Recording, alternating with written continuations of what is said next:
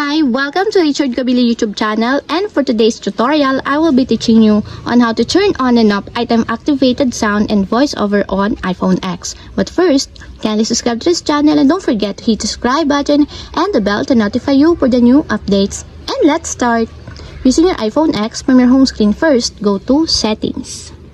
Then in the settings, scroll down and find the accessibility, then tap. Then in the accessibility, go to vision section and then tap the voiceover. Then after that, in the voiceover, scroll down again and then tap the audio.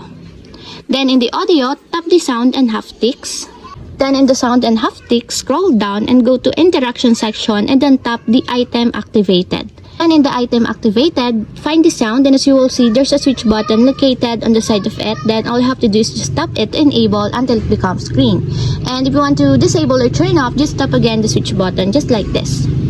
And that's it, we have successfully turned on and off item activated sound and voiceover on iPhone X. If you have a question, can you comment down below, and don't forget to hit the subscribe button and the bell to notify you for the new updates.